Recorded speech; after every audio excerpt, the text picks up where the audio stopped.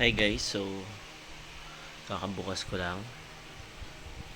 So ito yung una kong binukas, si Pika. So, yan. First box. Ito lang natin guys. Sobrang laki guys. Shit. So, assemblein ko lang. Subukan natin kung mag-fit sa cab ko. Okay, see you. So, what do you expect with this figure? Massive. Sobrang laki.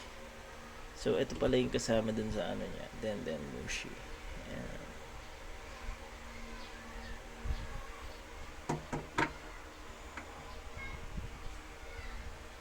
Damn, sobrang laki niya. Hello guys. So, next open natin si Diamante. Okay. May SB sila eh.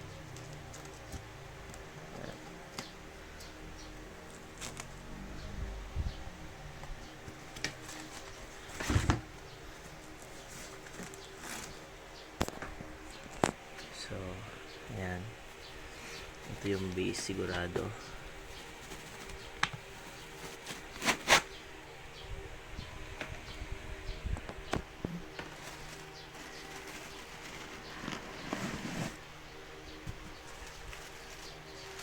Ay, ang laki. Shit. Grabe pala tong warhead na to. Tangin na base pa lang guys. Kita nyo ba yan? Grabe naman.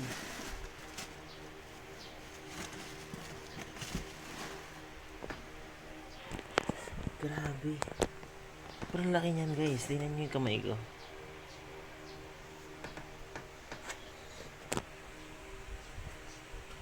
So itong binubuksan pala natin is Warhead Studio.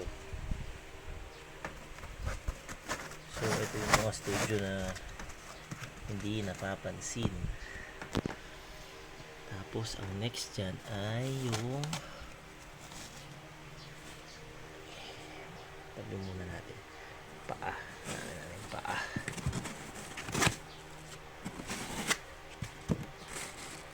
Cape to. Tingin ko yan to cape.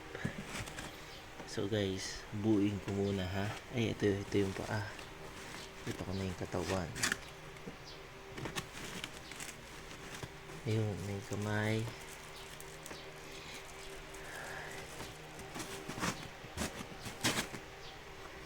Meron ding ano ba to? Yung sa likod niya, I think sa likod niya to. Ganun yung pagka-unbox niya. Nakapatong lang shit na to. Shit, sobrang laki niya guys. Ano to, 1.6. Lagi matangkad pala si Diamante talaga ano. Pero grabe naman guys. Sobrang laki. 1.6 ba to? Tignan mo yung pop. Paano siya kalaki? Shitness. Kita niyo ba yung pop? O, tignan niyo siya. Ano siya kalaki. Sige guys, buuin ko muna. Para maiwasan natin yung damage. So guys, oo nga pala. Hindi pala to fit. Pag pala sobrang haba niya. Ayan. So kailangan pala ilagay ko muna to. Itong cape. Kasi may butas siya dun eh. Pero gusto ko lang pakita sa inyo yung details ng ulo niya. Grabe. Sobrang ganda pala nito. Sobrang laki pa. Mamaya makikita nyo yung scaling niya. Sobrang ganda. Anyways, bubuin ko na siya. Damn. So expect ko itong commander na to magkakasama sila din, kaso putang ina sobrang laki men. Di ko expect na ganyan sila kalaki.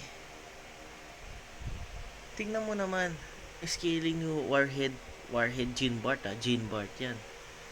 Tapos biglang Diamante kulang pa sa sword. Ay nako, sobrang laki.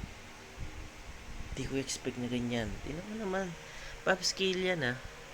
So ganyan yung pakalaking pop scale. Halos isang kamay ko na. Ano pa yan? Sobrang laki. My God. So guys, ayusin ko muna sila. Update ko kayo kung ano mangyayari. Peace. So, ang next natin bubuksan is Virgo. Ayan. So, nilabas ko na siya sa box. MISB din. So, let's start. Kasi dito, gusto ko siyang buksan kasi hindi ko alam kung ano yung dumating sa akin. Kung yung Haki version, kung kilala nyo si Virgo, kung si Virgo, pwede siyang all Haki yung buong katawan niya. So, let's go. So, ayan. So nakuha ko yung no Haki. Ayun siya oh. So maliit lang siya guys. So mga pop scale talaga. Bubuin ko muna siya. So see you. So yun guys. So this is Warhead Virgo. So kung makikita nyo, nakuha ko yung normal version niya. So maganda naman compare dun sa Virgo na ano, kasi ganito yung color nun, parang violet gantong ganito. So ganito yung dendemushi niya, macho man. Yung Virgo kasi na isang version is parang ganito yung color niya, full body, pero mas okay yata itong normal para sa akin.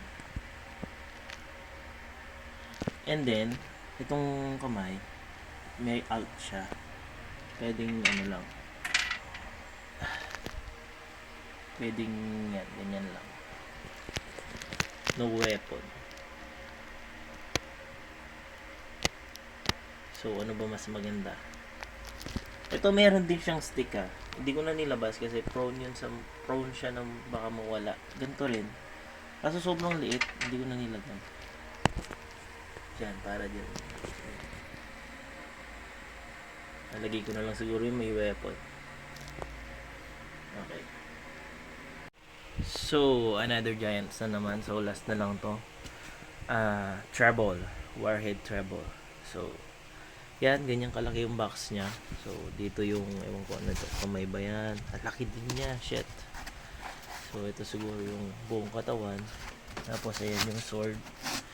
Tanggalin ko na para makita mo. Yun o. Meron pa. Yun o. Sobrang laki. Babalik ko muna. So, kung ano yung una mong tinanggal, yun din yung unang babalik. Ayan, so, nakabalot yung ano. Okay, bubuin ko muna. So, madaming nakabalot. Kailangan ko ng dalawang kamay. Okay.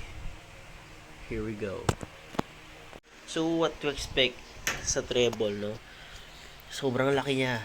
Tsaka, iisa lang yung cape niya, tsaka yung katawan niya. So, huhugutin mo lang, isang buo siya. Damn, sobrang laki niya. So, pakita ko sa inyo yung scaling maya-maya. Okay. Right. So, ayan si Treble, guys. Sobrang laki, solid. Pero magaan lang siya. Hindi siya mabigat. Parang hollow lang yung sa loob. Pero, solid naman. Hindi ko na ilalagay yung ano, yung sipon-sipon niya. So, meron siyang ganito. Dalawa sila. Hindi kasi ako fan ng mga maliliit na ganyan dahil, alam mo na, tapos mawawala. Pero, parang okay naman siya nawala. So, hindi ko na siya wala sa focus. Yan, parang okay naman siya sa wala. So, hindi ko na siya lalagyan. So, imo-montage ko sila lahat para makita nyo. Tapos, maglalagay ako ng something maliit dito na pop scale para makita nyo rin yung scaling. Okay. And I'm having way too much fun pissing y'all off. It's starting to look real rough out here for y'all. Just as we get into it. Yeah, come on, come on. I ain't going back, Splitting 5 on the colors. I ain't going back, When there was no rush, just rustle. I ain't going back, When my pride so much left the puddle. I ain't going back, But I stay tapped into that hustle. I ain't going back, So yun, bago ma-end yung video, Meron nga pala akong additional pala. So, yung mga card nila. So, Pika, ganyan yung itsura niya. Hard plastic. $294. So, $294.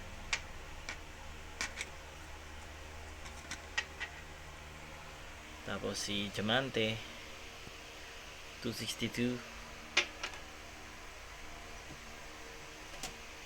Virgo, $217. And Trouble, $112.